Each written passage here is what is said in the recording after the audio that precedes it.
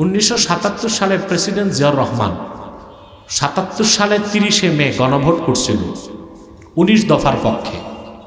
কত দফার পক্ষে? তারপর হ্যাঁ ভোটে জয়যুক্ত হয়েছিল। তিনি সংবিধানকে পরিবর্তন করে সংবিধানে লিখছিলেন বিসমিল্লাহির রহমানির রহিম। আরেকটা কথা লিখছিলেন যে বাংলাদেশ রাষ্ট্র পরিচালনার মূল নীতি হবে আল্লাহর প্রতি বিশ্বাস ও আস্থা। যদি একটা নেক আমলের কারণে আল্লাহ সুবহানাহু ওয়া তাআলা তার বান্দা জিয়াকে মাফ করে দেয়। জুলাই আন্দোলনে দেখছি যে ছাত্র নেতাদের মুখে হাড্ডি গোনা যায়, এখন এদের মুখ থেকে ঘি টপকায়। সব আঙ্গুল ফুলে কলা গাছ, কলা গাছ না বট গাছ। যারা ভালো ছিল, দেশপ্রেমিক, ভারত বিরোধী, আগ্রাসন বিরোধী, এদের অন্যতম ছিল শরীফ ওসমান হাদি। ইসলামের পক্ষে কথা বলতো, প্র্যাকটিসিং মুসলিম ছিল, 5 ওয়াক্ত নামাজ পড়ত, মাদ্রাসায় আলেম পর্যন্ত পড়াশোনা করে ভার্সিটিতে ঢুকছে। মাদ্রাসার ছাত্র সে, জালাকাঠি মাদ্রাসা থেকে আলেম পাশ করে ভার্সিটিতে ঢুকছে। হাফেজ ছিল, দাড়ি রাখছে, নামাজ পড়ত, দুর্নীতির বিরুদ্ধে সে লড়াই করত, আর ভারতীয় আধিপত্যবাদের বিরুদ্ধে লড়াই করত। আজ তাকে জীবন দিতে হলো কেন? 9 মাসে সংস্কার কমিশন একটি ঐক্যমত্যে পৌঁছতে পারলো না কেন? একটি কথায় একমত হলো না কেন? বাংলাদেশের সাথে ভারতের কোন চুক্তি সম্পর্ক থাকতে পারবে না, ভ্রাতৃত্বের সম্পর্ক থাকবে না, সম্প্রীতির সম্পর্ক থাকবে না, থাকবে বাণিজ্যিক সম্পর্ক। তাও হতে হবে সম্মানজনক, ঠিক কিনা? ও দাদাগিরি করবে আর আমরা মেনে নিব, এত সস্তা কথা বলে। প্রিয় ভাইরা, যে কথা বলছিলাম, অতএব অবশ্যই মনে রাখবেন, যে কথা বলছিলাম, সংবিধানকে বৈধ করুন। সংবিধানের শুরুতে লেখা হোক বাংলাদেশ সংবিধানের মূল উৎসবে কোরআন ও সুন্নাহ। তাহলে আপনারা শিরকের মতো গুনাহ থেকে বেঁচে যাবে। অনেক রাজনৈতিক নেতা বক্তব্য দিচ্ছে কয়েক মাস আগে, কে মুসলিম কে অমুসলিম এটা বড় কথা না, আমরা মানুষ। তো তোমারে কে বলছে তুমি কুত্তা শুয়োর? জানে তো তুমি মানুষ, এইটা বলো কেন যে কে মুসলিম কে অমুসলিম এটা বড় কথা না, আমরা মানুষ? কথা বলে না। এই কথাগুলো যখন আগে নাস্তিকরা বলতো আমরা জবাব দিতাম, ডিবেট করতাম। এখন এই কথাগুলো বলতেছে কিছু মোল্লা লেবাসদারি, মৌলবী লেবাসদারি, বক্তা লেবাসদারি, আর আমরা মুখে মুলা দিয়ে বসে থাকবো, এত সস্তা। এগুলো হচ্ছে কিছু ভোট আর কিছু নোট। হিন্দুস্তানকে খুশি করে, আমেরিকাকে খুশি করে। আমাদের সবচেয়ে বড় পরিচয় আমরা মুসলমান। জীবন চলে যাবে, এই পরিচয় থেকে সরতে পারবো না। সুবহানাল্লাহ। মজার কথা কি জানেন? পূর্বের নবীদের উম্মত যারা ঈমানদার ছিল তাদেরকে আল্লাহ মুসলমান বলছেন। সুবহানাল্লাহ। আমি দৃষ্টান্ত দিচ্ছি।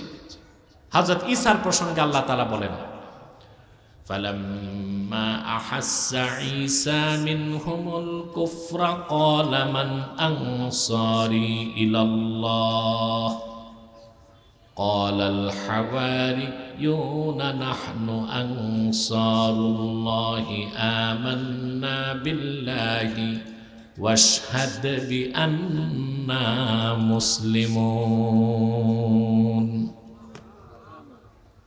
হযরত ঈসাকে আল্লাহ পাঠিয়েছিলেন বনি ইসরায়েলের কাছে। কথা বলো। তিনি কালেমার দাওয়াত দিলেন, দেখলেন যে না, ওরা ঈমান আনে না। আল্লাহ বলেন, ঈসা যখন অনুভব করলো বনি ইসরায়েলের কুফর, তিনি চূড়ান্ত ডাক দিলেন, মান আনসারি ইলাল্লাহ, আল্লাহর জন্য আমাকে সাহায্য করার মতো কে কে আছো? 12 জন দাঁড়ায় গেছে। ওই 12 জন হচ্ছে হাওয়ারিয়ুন। কয়জন?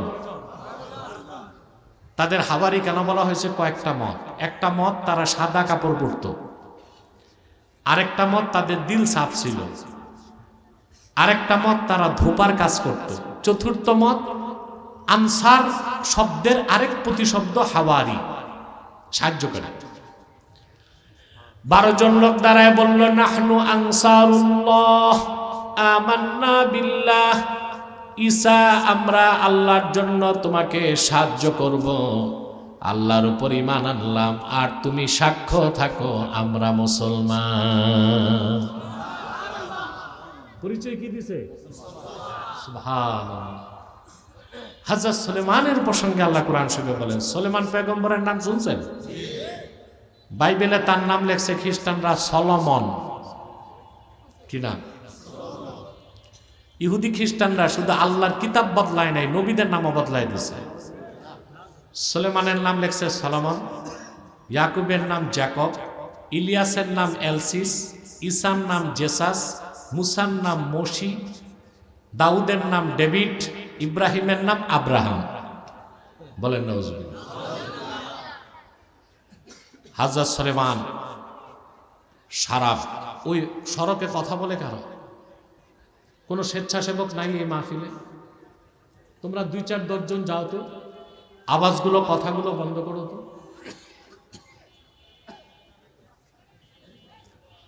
সম্মানিত শুধু এই দিক তাকান, মনোযোগ দেন। সুলেমান পয়গম্বর বাইতুল মুকাদ্দাস থেকে সারা বিশ্ব শাসন করছেন।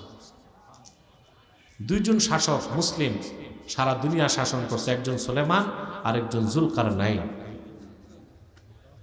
জুলকারনাইন আকবর যাকে বলা হয়, তার জমানা ছিল ইব্রাহিম আলাইহিস সালামের জমানায়,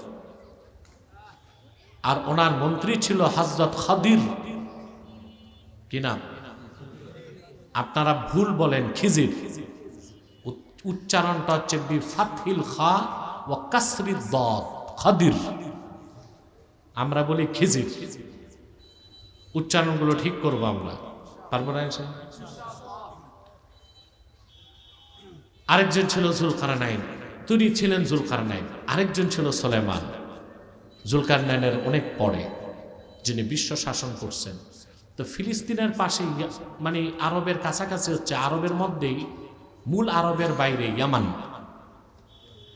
ইয়ামানের সাবা নামক এলাকায় এক বীরাঙ্গনা নারী ছিল, সম্রাঙ্গী, মানে মহিলা রানী, মহিলা বাদশাহ, মহিলা রানী। তার নাম ছিল বিলকিস। তার ছিল দুর্দণ্ড প্রতাপ, প্রচণ্ড ক্ষমতা, প্রচণ্ড বুদ্ধিমত্তা এবং বীরাঙ্গনা। হযরত সুলেমান তার সাথে যুদ্ধে যাইতে চাইলেন না, তিনি পত্র লিখলেন। পত্রের ভাষা কি ছিল?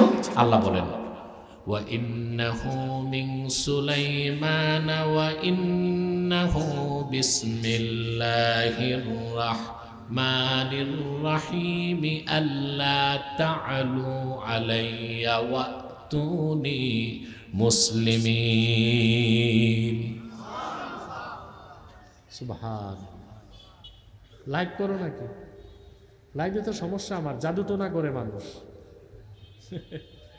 আমি তো আমার পেজেই লাইভ করতে দেই না, আগে তো প্রত্যেক মাহফিল লাইভ হইতো, বুঝেন না? লাইভ করলে কিছু হারামজাদা বদমাইশ আছে, ব্ল্যাক ম্যাজিক করে লাইভে। এটা আমার খুব ক্ষতি করে ফেলেছে শারীরিক। লাইভটা বন্ধ করে রেকর্ড করো। কথা শুনতেছেন ভাই? হযরত সুলেমান লেখছেন, পত্রটি সুলেমানের পক্ষ থেকে শুরু করছে আল্লাহর নামে, যিনি রহমান ও রহিম। আল্লাহ তা'আলু আলাইয়া, আমার বিরোধিতায় ঔদ্ধত্য প্রদর্শন করো না, ওয়াতুনি মুসলিমিন, ঈমান এনে আত্মসমর্পণকারী মুসলিম হিসেবে আমার কাছে চলে আসো। তাহলে ঈমানদারদের পরিচয় কি ছিল? কথা বলে না। পূর্ব ঈমানদার যারা আত্মসমর্পণ করছে আল্লাহর কাছে, তাদের পরিচয় কি ছিল?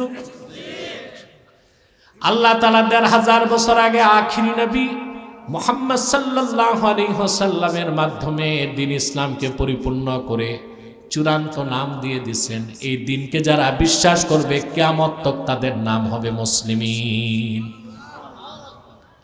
কোরআনে কারীমে আল্লাহ তাআলা বলেন, কুল আমান্না আমান্না বিল্লাহি ওয়া মা উনজিলা আলাইনা ওয়া মা উনজিলা আলা ইব্রাহিমা ওয়া ইসমাঈলা ওয়া ইসহাক ওয়া ইয়াকুব ওয়াল আসবাত ওয়া মা উতিয়া মূসা ওয়া ঈসা ওয়ান নাবিয়্যুনা মির রাব্বিহিম লা নুফাররিকু বাইনা আহাদিম মিনহুম ওয়া নাহনু লাহু মুসলিমুন। আল্লাহ রাব্বুল আলামিন বলেন, পেয়ারা হাবিব মুহাম্মদ সাল্লাল্লাহু আলাইহি ওয়াসাল্লাম, আপনি ঘোষণা করুন আমরা ঈমান এনেছি আল্লাহর উপর, ঈমান এনেছি যা নাজিল হয়েছে আমাদের উপর তা হলো কোরআন, এবং আমরা বিশ্বাস করি যা নাজিল হয়েছে ইব্রাহিম, ইসমাইল, ইয়াকুব, ইসহাক এবং ইয়াকুব ও তাদের বংশধরদের উপর, এবং যা প্রদান করা হয়েছে মূসা এবং ঈসাকে এবং আল্লাহর পক্ষ থেকে আগত নবীদেরকে, তাদের মধ্যে আমরা কোনো তারতম্য করি না। ওয়া নাহনু লাহু মুসলিমুন, আমরা হচ্ছে আল্লাহর জন্য আত্মসমর্পণকারী মুসলিমুন। পরিচয় কি আমাদের? জোরে, এর বাইরে কোনো পরিচয় আছে? দেওয়া যাবে? এই পরিচয় বাদ দেওয়া যাবে? যদি কেউ বলে কে মুসলিম কে অমুসলিম এটা দেখার বিষয় না, আমরা মানুষ, তাহলে আল্লাহর দেওয়া পরিচয় সে ছেড়ে দিতে চায়, আল্লাহ তারে ছেড়ে দিবে, আল্লাহ তারে ছেড়ে দিবে। বুঝবা সামনে কত চালে কত ধান। আমরা তো বলতেছি শোনো না, শুনবা, যখন শুনবা তখন কানবা, আর কিছু করার থাকবে না। প্রিয় ভাইরা, আল্লাহ রাব্বুল আলামিন সূরা আলে ইমরানে বলেন, কুল ইয়া আহলাল কিতাবি তাআলাউ ইলা কালিমাতিন সাওয়াইন বাইনানা ওয়া বাইনাকুম আল্লা না'বুদা ইল্লাল্লাহ ওয়া লা নুশরিকা বিহি শাইআন ওয়া লা ইয়াত্তাখিযা বা'দুনা বা'দান আরবাবাম মিন দুনিল্লাহি فإن تولوا فقولوا اشهدوا بأننا মুসলিমুন। আল্লাহ রাব্বুল আলামিন বলেন, হাবিব আমার মুহাম্মদ সাল্লাল্লাহু আলাইহি ওয়াসাল্লাম, আপনি ডেকে বলুন, হে আহলে কিতাব, তাআলাউ ইলা কালিমাতিন সাওয়াইন বাইনানা ওয়া বাইনাকুম, আসো একটি কথায় আমরা ঐকমত্য স্থাপন করি, যেই কথাটা আমরাও মানি তোমরাও মানতে পারো, সেটা হচ্ছে আমরা আল্লাহ ছাড়া কারো ইবাদত করব না, আল্লাহর সঙ্গে কাউকে শরীক করব না, আর আমরা আল্লাহকে বাদ দিয়া মানুষ হয়ে মানুষকে রব বানাবো না। বিশ্বাস করি, আমল করি? জি না। এই যে তৃতীয় কথাটা, আল্লাহকে বাদ দিয়া মানুষ হয়ে মানুষকে রব বানাবো না, এই কথায় আমরা বিশ্বাস স্থাপন করলেও আমলে পরিণত করতে পারি নাই। আমরা নির্বাচনের মাধ্যমে আইন প্রণেতাদের সংসদে পাঠাই, আর তারা আমাদের জন্য আইন বানায়। এটা হচ্ছে মানুষ হয়ে মানুষকে রব বানানো, আর এটা হচ্ছে শিরকুম বিল্লাহিল আযীম, মারাত্মক শিরক, মারাত্মক। আপনারা যে ভোট দেন সংসদ সদস্য, তো সে কি, তারে কেন ভোট দেন? গম চুরি করতে? কথা বলে। চাউল চুরি করতে? রাস্তার টাকা চুরি করতে? সে হচ্ছে আপনাদের নেতৃত্ব দিবে, সে আপনাদের আইন প্রণেতা, আপনাদের কথা বলে। পাঠাইলেন সংসদে, সংসদে বিল আসলো, স্পিকার বিল উপস্থাপন করার পর বলবে এটার পক্ষে কে কে, তখন যারা পক্ষে তারা বলে হ্যাঁ, বিপক্ষে কয়েকজন থাকে বলে না, তখন স্পিকার বলে হায় জয়যুক্ত হয়েছে, হা জয়যুক্ত হয়েছে, হা জয়যুক্ত হয়েছে, আইন হয়ে গেল। অথচ আইনটা সরাসরি কোরআন সুন্নাহর সাথে সাংঘর্ষিক। এমন আইন হয় না? কথা বলেন। আল্লাহ যেটাকে হারাম করছেন, দুনিয়ার সমস্ত পার্লামেন্ট মেম্বার একসাথে হয়েও সেটারে হালাল করতে পারে না। আল্লাহ যেটারে হালাল করছেন দুনিয়ার সমস্ত পার্লামেন্টের সদস্যরা বসে ওটারে হারাম করতে পারে না। এটা শিরক। এটা কি? এই শিরক হচ্ছে, কথা বলেন, আল্লাহ হালাল করছে আপনারা হারাম করেন, আল্লাহ হারাম করছে আপনারা হালাল করেন, কথা বলেন। মদ কি? আমাদের সংসদে বিগত কালে মদের লাইসেন্স দেওয়া হয় নাই? লাইসেন্স মানে বৈধতা। এখন এই কুফর যদি থাকে তখন কি আর রাজনীতি করা যায়? তো উপায় কি? উপায় তো লাগবে। সংসদ তো ফাঁকা রাখা যায় না। সব যদি কাফের মুশরিক বেঈমান সংসদ দখল করে তার আপনি থাকতে পারবেন? কথা বলেন। এই জন্য আমরা যারা রাজনীতি করি না, খেলাফত চাই, আমরাও চাই ইসলামের পক্ষে কথা বলার সর্বোচ্চ সংখ্যক সদস্য সংসদে যাক, কিন্তু শিরক করে নয়, শিরককে বাদ দিয়া। এখন শিরককে বাদ দেওয়ার উপায় কি? শুধু একটা কাজ করলেই হয়ে যেত, সংবিধান শিরক মুক্ত, সংসদ শিরক মুক্ত, রাজনীতি শিরক মুক্ত। ওই কথাটা হচ্ছে শুধু সংবিধানের শুরুতে লিখে দিতে হবে বাংলাদেশ সংবিধানের মূল উৎস হবে কোরআন ও সুন্নাহ। সংবিধান হালাল, সংসদ হালাল, রাজনীতি হালাল। খেলাফত প্রতিষ্ঠার আগেও ইসলামী রাজনীতিতে থাকতে হবে, কিন্তু অবশ্যই তা হতে হবে শিরক কুফর মুক্ত অবস্থায়। অবশ্যই তা হতে হবে কাফের মুশরিকের সাথে আপোষ না করে। এটাই তো আমাদের ন্যারেটিভ, এটাই তো আমাদের বক্তব্য। তো বুঝো না কেন? বুঝো না, না বুঝো বুঝতে চাও না? কোনটা? বুঝেও বুঝতে চায় না। আরে ভাই, যে লোকটা ঘুমায় ওরে আস্তে ডাক দিবেন ঘুম থেকে উঠে যাবে, আর যে জেগে জেগে ঘুমায় ওর পাছায় যদি ফুটবলের মতো লাথি হয় উঠবে না। আমাদের কথা সাফ স্পষ্ট। 9 মাস বসে জাতীয় ঐক্যমত্য কমিশনে সংস্কার হয়েছে, বুঝছে না? একটা দুইটা দল, 31টা দল বসছে। কতটা দল? এর মধ্যে ইসলামপন্থী দলগুলো ছিল, জাতীয়তাবাদী দল ছিল, বাম দলও ছিল, ছিল না? 9 মাস বসছে, 9 মাস মিটিং করছে, সংস্কার করবে, কি করবে না করবে। চা বিস্কুটের টাকা গেছে 54 লাখ টাকা। কত? আমি জানি না আলী রিয়াজ কিভাবে এত টাকা বিল তুললো চা বিস্কিটের। এটাকে সোনার কাপে চা দিছে আর রূপার চামচে খাইছে, তা তো বিল আসে কেন? ওই যে কথা আছে, সরকার কি মাল দরিয়া মে ঢাল। সরকার কি মাল দরিয়া মে ঢাল। সে যেমনে পারছে খাইছে, যে যেমনে পারছে খাইছে।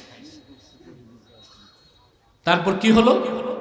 সংস্কারের নামে আমরা কিচ্ছু পাই নাই, বরং যারা রক্ত দিয়ে বাংলাদেশকে ফ্যাসিবাদ মুক্ত করেছে আজ তারা একের পর এক জীবন দিচ্ছে। শরীফ ওসমান হাদির মৃত্যুকে মেনে নিতে কষ্ট হয়, আল্লাহ তারে শাহাদাতের উচ্চ মাকাম দেয়। এই ছেলেটা এনসিপির কিছু তো ভালো আছে, যা দেশপ্রেমিক, সবচেয়ে বড় কথা ইসলামকে ভালোবাসে। বাকি কিছু আছে সেকুলার, আর ওই সেকুলার বামগুলোই এনসিপিতে ঢুইকা মালপানি খাইছে। জুলাই আন্দোলনে দেখছি যে ছাত্র নেতাদের মুখে হাড্ডি গনা যায়, এখন এদের মুখ থেকে ঘি টপকায়। সব আঙ্গুল ফুলে কলা গাছ, কলা গাছ না বট গাছ। যারা ভালো ছিল, দেশপ্রেমিক, ভারত বিরোধী, আগ্রাসন বিরোধী, এদের অন্যতম ছিল শরীফ ওসমান হাদি। ইসলামের পক্ষে কথা বলত, প্র্যাকটিসিং মুসলিম ছিল, 5 ওয়াক্ত নামাজ পড়ত, মাদ্রাসায় আলেম পর্যন্ত পড়াশোনা করে ভার্সিটিতে ঢুকছে। মাদ্রাসার ছাত্র সে, জালাপাটি মাদ্রাসা থেকে আলেম পাশ করে ভার্সিটিতে ঢুকছে। হাফেজ ছিল, দাড়ি রাখছে, নামাজ পড়ত, দুর্নীতির বিরুদ্ধে সে লড়াই করত, আর ভারতীয় আধিপত্যবাদের বিরুদ্ধে লড়াই করত। আজ তাকে জীবন দিতে হলো কেন?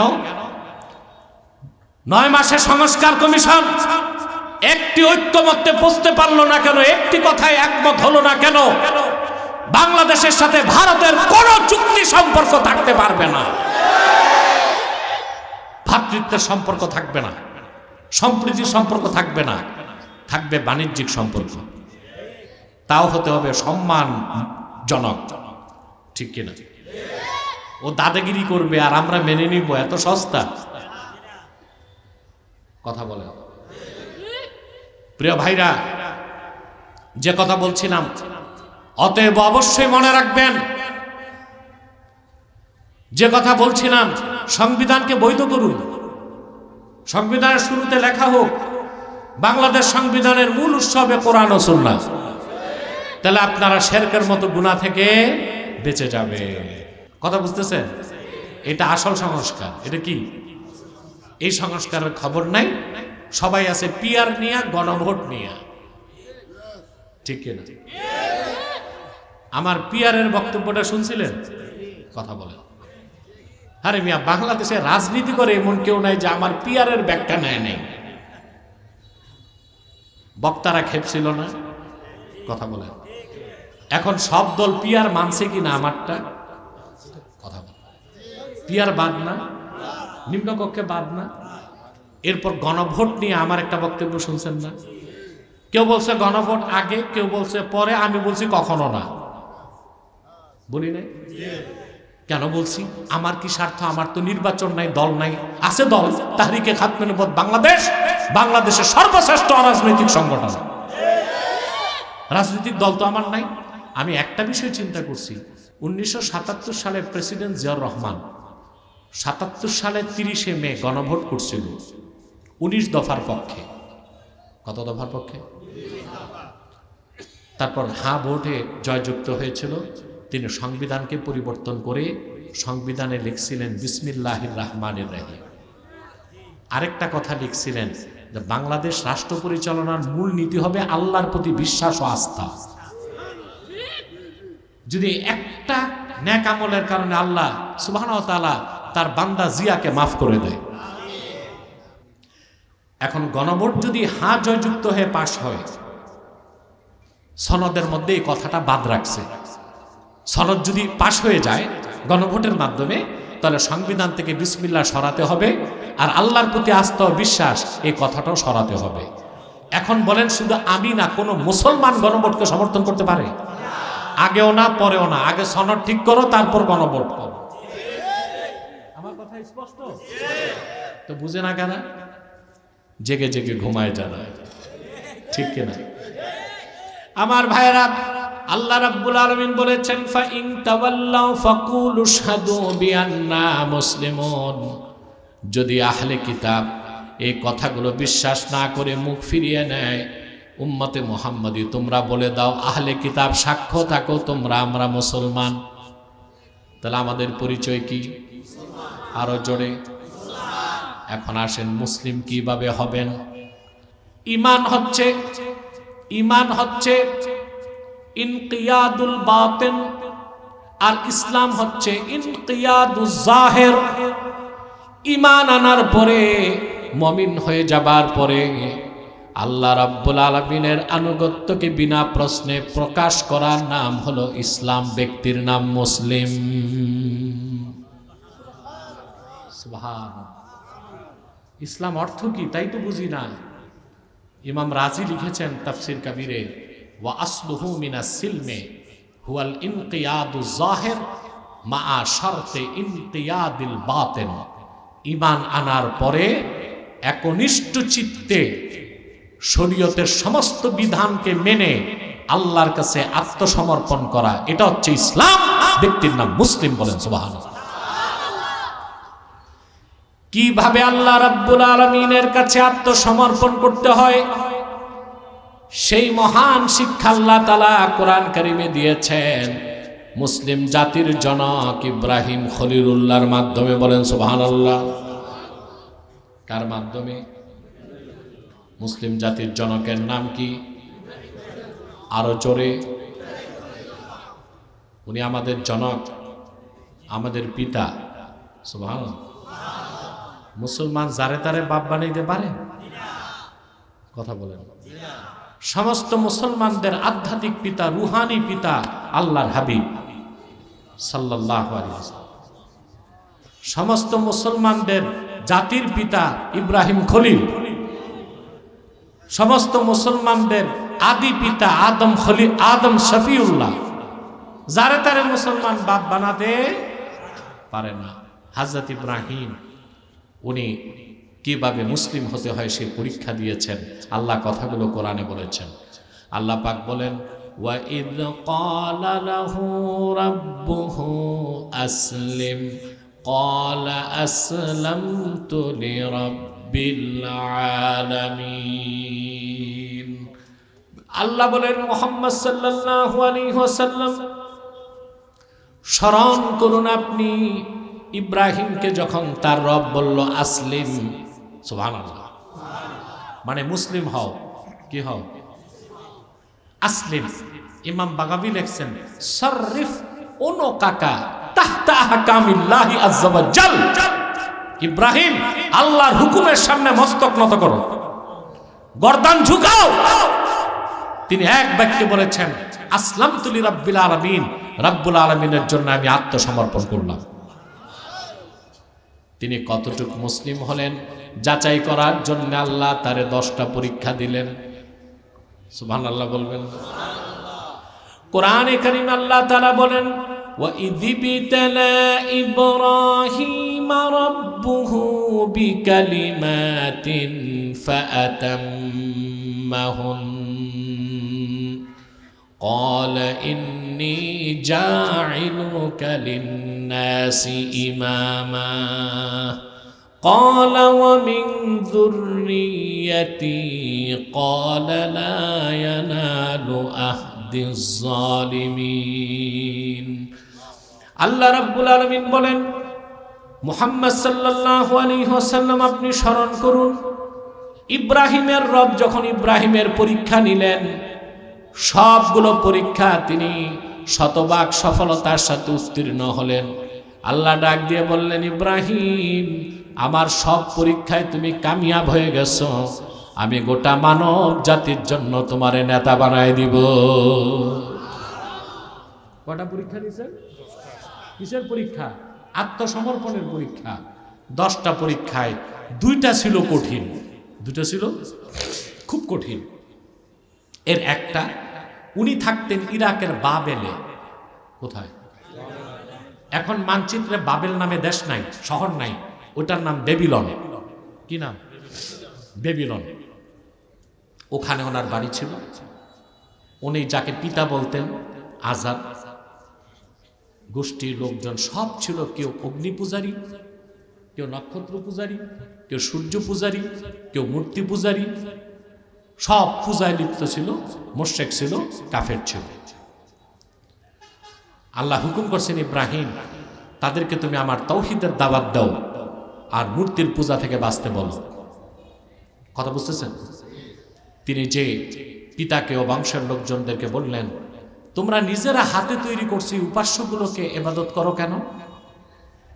কথা বলেন, এগুলোর ইবাদত করো কেন? এগুলো তো তোমরা বানাইছো, ওরা তোমাদের বানায় নাই। এগুলো তোমাদের খোদা হয় কেমনে? ওরা কোনো দলিল দিতে পারে নাই, একটা যুক্তি দিছে। কি দিছে? ক্বালু ওয়াজাদনা আবাআনা লাহা আবিদিন। বাপ দাদাকে দেখছি এগুলোর ইবাদত করছে, আমরাও করি। নাউজুবিল্লাহ বলে। তা তারা শিরক করতে যুক্তি দিছে সাংস্কৃতিক। কি সাংস্কৃতিক? আমরাও কিন্তু সংস্কৃতির নামে শিরক করি বাংলাদেশে। ঠিকটা ঠিক মতো কইলা না। এই যে 21শে ফেব্রুয়ারিতে ফুল দিতে যায় শহীদ মিনারে, ওইখানে কি ভাষা শহীদরা ঘুমায় আছে? তো এইটা কি? নগ্ন পদে ওইখানে ফুল দিয়া নীরবতা পালন করে। জিজ্ঞেস করলে এটা বাংলার সংস্কৃতি। নাউজুবিল্লাহ। আপনি ভাষা শহীদদের জন্য হাত তুলে দোয়া করেন, এটা চলবে, কিন্তু বিজাতীয় সংস্কৃতিতে এটা করা শিরকি কাজ।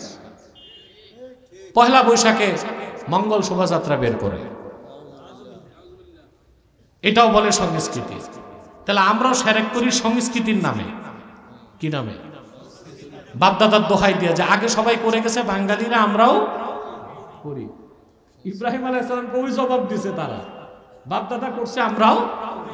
উনি দলিল প্রমাণ দিয়ে যখন বুঝাইতে পারলেন না, তখন বলেন ঠিক আছে শোনো।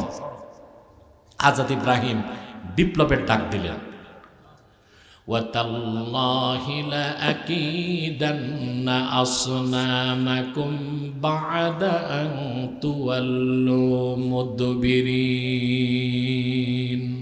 আল্লাহর কসম, বাড়ি যাবা, আমি তোমাদের মূর্তিগুলোর ব্যাপারে চূড়ান্ত সিদ্ধান্ত গ্রহণ করব। সব ওরা বাড়ি গেছে, উনি একটা কুঠার নিয়া সবগুলো দেবদেবী মূর্তির নাক নকশা ভাঙ্গা শুরু করছেন। ভাঙ্গা মানচিত্র সমান টুকরা টুকরা করে দিছেন। কোরআন শরীফে আল্লাহ বলেন, ফাজআলাহুম জুদাদান ইল্লা কাবীরান লাহুম লাআল্লাহুম ইলাইহি ইয়ারজিউন। জুদাদা, তিনি মূর্তিগুলোকে ভাঙ্গা টুকরা টুকরা করে দিলেন, একটা বড় মূর্তি রেখে দিলেন, যেন ওরা ওইটার কাছে ফিরে যেতে পারে জিজ্ঞেস করতে কামটা কে ঘটাইছে। কথা বলেন। সকালবেলা এসে ওরা দেখে ওদের উপাস্য আর দেবদেবী সব উপুত হয়ে পড়ে আছে। ওরা বলল, কাজটা কে করছে? মনে রাখবেন, যে বিপ্লবের ডাক দেয় আর বিপ্লব করে, সে নিজেকে গোপন রাখতে। লোকেরা বলতে লাগলো, চিনে ফেলছে কাজটা কে করছে। ক্বালু সামি'না ফাতান ইয়াযকুরুহুম ইউক্বালু লাহু ইব্রাহিম। একজন যুবকের নাম শুনছি, এই মূর্তিগুলোর বিরোধিতা করে, সেই এই কাজটা করছে। লোকেরা তারে ইব্রাহিম বলে ডাকে। আল্লাহু আকবার। এর নাম বিপ্লব। আল্লাহর তাওহীদের পক্ষে পৃথিবীতে প্রথম বিপ্লবের ডাক দিয়েছেন ইব্রাহিম খলিল। আর আজ কিনা ইব্রাহিমের সন্তান দাবিদাররা পূজা মণ্ডপে দৌড়ায়। এটা আমাদের কাজ? কথা বলে না। মূর্তি যারা বানাবে তারা পাহারা দিবে। কথা বলে। বাকিটা সরকার দেখবে, কারণ হিন্দুরা ট্যাক্স দেয় না, তো দায়িত্ব কার? সরকারের, ব্রাহ্মণের, পুরোহিতের, মৌলবীর না। ঠিকটা ঠিক মতো কইলা না। এটা কি হযরত ইব্রাহিমের সন্তানদের কাজ? এই কাজ আর করবো আমরা? আল্লাহর কাছে ক্ষমা চাইবো। আল্লাহ আমাদের গুনাহ মাফ করুন, বলুন আল্লাহুম্মা আমিন। সংবাদ চলে গেল নমরুদের কাছে। নমরুদ পার্লামেন্ট বসাইছে, তার একটা পার্লামেন্ট ছিল, বুঝলেন? বলে ইব্রাহিমকে কি শাস্তি দেওয়া যায়? ওরা বলল, হাররিকুহু ওয়ানসুরু আলিহাতাকুম ইন কুনতুম ফাইলিন। তাকে আগুনে জ্বালাও আর তোমাদের খোদাগুলোরে সাহায্য করো যদি কিছু একটা করতেই চাও। বিশাল আগুনের কুণ্ডলী নির্মাণ করা হলো, কাঠের কামান বানানো হলো, হাতলের মধ্যে হযরত ইব্রাহিমকে হাত পা বেঁধে বসায় দেওয়া হলো। দাউ দাউ করে আগুন জ্বলছে, তিনি তাকায় আছেন মৃত্যুর অপেক্ষায়। আল্লাহর বান্দা ইব্রাহিম কতটুকু আত্মসমর্পণ করছে আল্লাহর হুকুমের সামনে, আল্লাহ তার যাচাই করতে জিবরিল পাঠিয়ে দিলেন। জিবরিল এসে হযরত ইব্রাহিমকে বললেন, ইব্রাহিম, আমি আল্লাহর সবচেয়ে শক্তিশালী ফেরেশতা, আমার নাম জিবরিল। আলাকা হাজাতুন ইয়া ইব্রাহিম, ইব্রাহিম তোমার কোনো সাহায্য লাগবে কিনা? আল্লাহর পয়গম্বর ইব্রাহিম জবাব দিলেন, অবশ্যই সাহায্যের দরকার আছে জিবরিল। তোমার কাছে প্রশ্ন করি, হাজাতুন ইলাইকা ও ইলাল্লাহ, সাহায্যটা কি তোমার কাছে চাইবো না আল্লাহর কাছে? পাশ, সফল। কাঠের কামান ঘুরতে লাগলো, রশি কেটে দিল, ছিটকে ইব্রাহিম আলাইহিস সালাম আগুনে চলে গেলেন। আগুন তার শরীরে লাগার আগে তিনি পড়তে লাগলেন, হাসবিয়াল্লাহু ওয়া নি'মাল ওয়াকিল। আল্লাহ আমার জন্য যথেষ্ট, তিনি সর্বোত্তম অভিভাবক। আপনারা সকাল সন্ধ্যায় দোয়াটা পড়বেন। বিপদ তো দূরে থাক, বুলেট বোমাও লাগবে না, আর যেদিন লাগবে ওই দিন ভুলে থাকবেন, পড়বেনও না। সুবহানাল্লাহ। বুখারী শরীফের হাদিস। আল্লাহর হাবিব সাল্লাল্লাহু আলাইহি ওয়াসাল্লাম ইরশাদ করেছেন, হাসবিয়াল্লাহু ওয়া নি'মাল ওয়াকিল ক্বালাহা ইব্রাহিম হিনা উলকিয়া ফিন্নার। হযরত ইব্রাহিমকে যখন আগুনে নিক্ষেপ করা হয়েছে, আল্লাহর আকাশের নিচে সর্বপ্রথম ইব্রাহিম পড়েছে হাসবিয়াল্লাহু ওয়া নি'মাল ওয়াকিল, আল্লাহ আমার জন্য যথেষ্ট, তিনি সর্বোত্তম অভিভাবক। বলেন সুবহানাল্লাহ। পুরা দোয়াটা হাদিস শরীফের অন্য রিওয়ায়াতে আসছে, আমি কি বলবো? পড়বেন। সকালে 7 বার, সন্ধ্যায় 7 বার। হাসবিয়াল্লাহু লা ইলাহা ইল্লা হুয়া আলাইহি তাওয়াক্কালতু ওয়া হুয়া রাব্বুল আরশিল আযীম। ফজরের পর যে 7 বার পড়বে, মাগরিবের পরে যে 7 বার পড়বে, 24 ঘন্টার জন্য আল্লাহ তাআলা তারে নিরাপত্তার চাদরে বেষ্টন করে দিবেন। এমনভাবে আল্লাহর রহমতে সে ল্যামিনেটেড হয়ে যাবে, কোনো বিপদ আপদ, জাদুটোনা, বুলেট, বোমা কিছুই তার গায়ে লাগতে পারবে না। বলেন সুবহানাল্লাহ। পড়বেন ফজরের পর, মাগরিবের পর, আবার ফজর বাদ দিয়া পড়লে হবে না, মাগরিব বাদ দিয়া পড়লে হবে না। এগুলো নামাজ পড়ে পড়বেন, নিরাপদ থাকতে পারবেন ইনশাআল্লাহ। আজার, হযরত ইব্রাহিম যাকে বাবা বলতেন, প্রাসাদের ছাদে উঠে তাকাইছে ইব্রাহিমের অবস্থা কি দেখতে। কাসাসুল কোরআন ইবনে কাসির লেখেন, আজার লক্ষ্য করে দেখলো বিশাল অগ্নিকুণ্ডের মধ্যে আল্লাহ রাব্বুল আলামিন ইব্রাহিমের জন্য সবুজ বাগান বানায় দিয়েছে। দুঃখ করে সে তখন বলল, নি'মার রাব্বু রাব্বুকা ইয়া ইব্রাহিম। সত্যি ইব্রাহিম, তোমার রব যিনি আল্লাহ, তিনি মহাসত্য রব, উত্তম রব। আসলেই তিনি ছাড়া কোনো রব নাই। আমরা তোমাকে আগুনে দিলাম, আর তিনি তোমাকে আগুনের জায়গাটা গুলিস্তান বানাই দিয়েছে। 3 দিন পর, 7 দিন পর, তাবারিতে এসছে 40 দিন পর, ওইটা মওজু রিওয়ায়াত। 3 দিন বা 7 দিন পর হযরত ইব্রাহিম আগুন থেকে বেরিয়ে আসলেন, একটা পশমও জ্বলে নাই। এ দেখে ওই দেশের অনেক মানুষ মুসলমান হয়ে গেছে। হযরত ইব্রাহিমের আপন ভাতিজা লূত আলাইহিস সালাম, তিনিও ঈমান আনছেন, আল্লাহ তারে নবী বানায় দিলেন। আল্লাহ ডেকে বললেন, ইব্রাহিম এবার হুকুম হচ্ছে দেশ ছাড়ো, আমি নমরুদের উপর গজব দিব। আল্লাহ হুকুম করছেন, তিনি ওনার ভাতিজা লূতকে পাঠিয়ে দিলেন জর্ডানে। কোথায়? যেখানে ডেড সি, মৃত সাগর, সমকামীদেরকে ধ্বংস করা হয়েছে না, জর্ডানে ডেড সি, মৃত সাগরে। জানেন তো, ওটা ভিন্ন বিষয়, ওই দিক যাচ্ছি না। আর হযরত ইব্রাহিম তার স্ত্রী ও সন্তান ও ইমানদারদেরকে নিয়ে মিশর হয়ে চলে গেলেন কেনআন, ফিলিস্তিনে। কোথায়? আল্লাহর পক্ষ থেকে আবার আত্মসমর্পণের পরীক্ষা চলে আসলো। আল্লাহ ডেকে বললেন, ইব্রাহিম, তোমার স্ত্রী হাজেরাকেও ইসমাইলকে মক্কায় রেখে আসো। সুবহানাল্লাহ বলবেন। মক্কার নাম তখন ছিল বাক্কা। কোরআন ও আল্লাহ মক্কাকে বাক্কা বলছেন কেন? বাক্কা ইয়াবুক্কু, তাবুক্কু মানে চূর্ণ করা। কি করা? চূর্ণ বিচূর্ণ করা। সুম্মিয়াতিল মাক্কাতু বিবাক্কাতা লিআন্নাহা তাবুক্কু আনাকাল জাবাবিরা। যত অত্যাচারী মক্কায় ঢুকতে চাইছে, মক্কা তাদের গর্দান চূর্ণ করে দিয়েছে। সুবহানাল্লাহ বলবেন। এই জন্য মক্কাকে বলা হয় কি? বাক্কা। আল্লাহ হুকুম করছেন, তিনি একবারও জিজ্ঞেস করলেন না, আল্লাহ মক্কায় তো এখন কেউ নাই, কার কাছে রেখে আসবো? যেই হুকুম সেই কাজ। স্ত্রী হাজেরাকে আনলেন, জমজম কূপ তখন ছিল না, ওই জমজম কূপের জায়গায় বসায়া হাজেরাকে, সন্তানটাকে কোলে দিয়া ইউ টার্ন নিয়ে চলে যাচ্ছেন। বুখারী শরীফের রাওয়ায়াত, ফানাদাতহু উম্মু ইসমাইল, হযরত ইসমাইলের মা তাকে ডাক দিলেন। নাম কি ছিল? হাজেরা। জোরে বলেন। ইব্রাহিম আলাইহিস সালামের কয় স্ত্রী ছিল? জোরে না, ভুল শুনছেন, জীবনভর 3 জন। সাররা, হাজেরা, কুতায়রা। তৃতীয় স্ত্রীর নাম ছিল কুতায়রা। এটা ইমাম বাগাবী, যিনি খতিব তাবরিজির ওস্তাদ, তাফসীর মাআলিমুত তানজিলে তিনি এই তথ্য দিয়েছেন। ইব্রাহিম আলাইহিস সালামের তৃতীয় স্ত্রীর নাম ছিল কি? কুতায়রা। কুতায়রা মনে থাকবে? তাহলে এখন থেকে আমরা জানবো ইব্রাহিম আলাইহিস সালামের স্ত্রী কয়জন? হাজেরা, সাররা, কুতায়রা।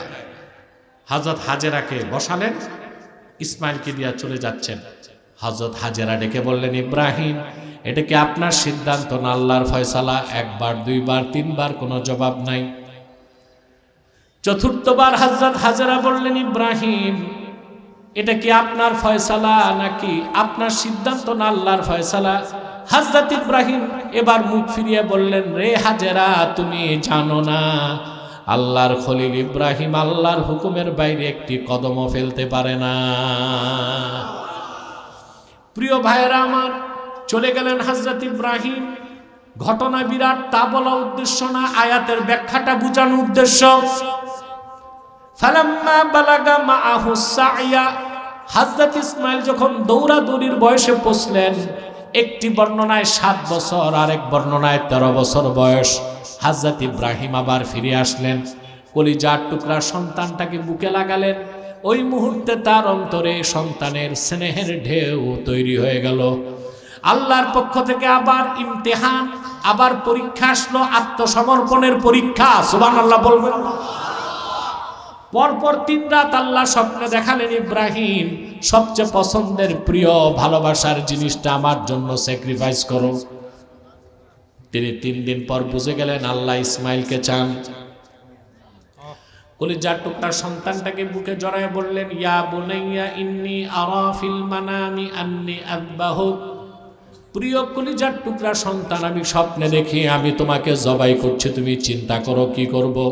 হযরত ইসমাইল জানতেন তার পিতা ইব্রাহিম নবী, আর নবীর স্বপ্ন স্বপ্ন নয়, সেটা ওয়াহী। তিনি বললেন, ইয়া আবাতি ইফআল মা তু'মার সাতাজিদুনি ইনশাআল্লাহু মিনাস সাবিরিন, প্রিয় পিতা, যা হুকুম পেয়েছেন তা করুন। আল্লাহর হুকুম প্রস্তুত, আপনার ছুরি প্রস্তুত, আমার গর্দান প্রস্তুত। চলে গেলেন মিনাতে, হাত পা বেঁধে।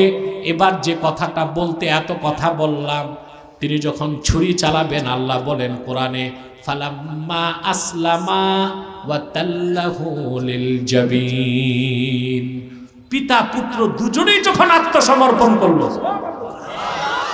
দ্বিবচন আসলামা, ইব্রাহিম ইসমাইল দুজনেই যখন আমার হুকুমের সামনে আত্মসমর্পণ করলো, পিতা যখন চিৎ করে সন্তানকে শুইয়ে দিল জবাই করতে, আমি এরাদাটা বুঝে গেছি, তাদের কোরবানি কবুল হয়ে গেছে।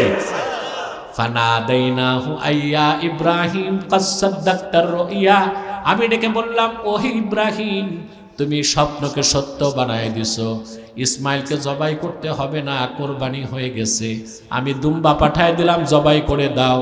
তোমরা আত্মসমর্পণকারী হিসেবে পরীক্ষায় উত্তীর্ণ হয়েছ, পুরস্কার হিসেবে নির্দেশ করছি আমার কাবাঘর তৈরি করা শুরু করে দাও। তাহলে ভাইরা, ইসলাম কি? ঈমান হচ্ছে বিশ্বাস, ইসলাম হচ্ছে আনুগত্য প্রদর্শন। আল্লাহর আখিরি নবী নূর নবীজি আমার মুহাম্মদ মুস্তাফা সাল্লাল্লাহু আলাইহি ওয়াসাল্লাম ১৫০০ বছর আগে আল্লাহর পক্ষ থেকে যে পূর্ণাঙ্গ দিন ইসলাম এনেছেন, সেটাকে বিশ্বাস করার নাম ঈমান। আর সেই দিন ইসলামের বিধানকে পুঙ্খানুপুঙ্খ অনুসরণ করা হচ্ছে ইসলাম, সেটার আরেক নাম তাকওয়া। সেজন্য আল্লাহ বলেছেন, ইয়া আইয়ুহাল্লাযীনা আমানুত্তাকুল্লাহা হাক্কা তুকাতিহি ওয়া লা তামুতুন্না ইল্লা ওয়া আনতুম মুসলিমুন, ঈমানদারগণ আল্লাহকে যথার্থ ভয় করো, পরিপূর্ণ মুসলিম না হয় মৃত্যুবরণ করো না। ঈমান আনার পরে আল্লাহর হুকুমের সামনে আত্মসমর্পণ করার জন্য শরীয়তের হালাল মানতে হবে, হারাম ছাড়তে হবে। ঠিক কিনা বলেন? জায়েজটা করা যাবে না, জায়েজটা করা যাবে না। এটাই আত্মসমর্পণ, এটাই আনুগত্য, এটাই ইসলাম। সেটা তাকওয়া ছাড়া সম্ভব হয় না। এই জন্য আল্লাহ ঈমান দিয়ে শুরু করেছেন, ইসলাম দিয়ে শেষ করেছেন। আয়াতের শুরু আর শেষ, মাঝখানে হলো তাকওয়া। আমরা যারা ঈমানদার, আমরা পরিপূর্ণ তাকওয়া অর্জনের মাধ্যমে পরিপূর্ণ মুসলিম হতে চাই। রাজি আছেন? আল্লাহ আমাদের কবুল করুক, মঞ্জুর করুক। আসুন একটু সালাত ও সালাম পরে দোয়া করি। সাল্লাল্লাহু